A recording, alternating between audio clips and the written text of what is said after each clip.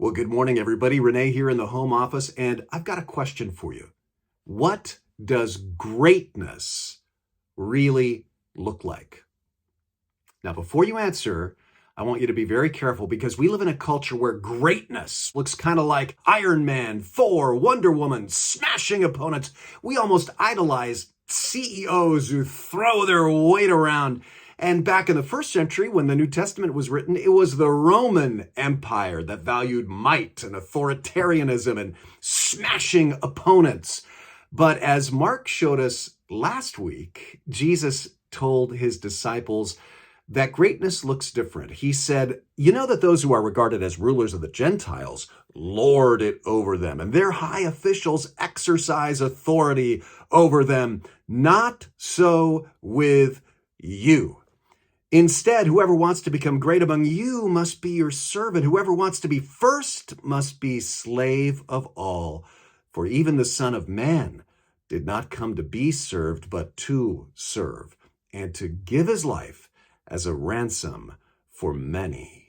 He's talking about servant leadership. And that brings us to our passage this weekend when Jesus rides into Jerusalem and the crowd expects one kind of greatness and Jesus offers something else. You know, people often mistake aggression for leadership. In fact, I went on YouTube the other day. I just wanted to see what other pastors were preaching on. So I searched for the YouTube sermon videos with the highest number of views. And I was astonished and kind of disheartened, frankly, to see that so many of the pastors that got the highest number of views were super aggressive and really angry, and I would say cocky. And in fact, almost in disbelief, I wrote down some of the lines they actually used, like this one.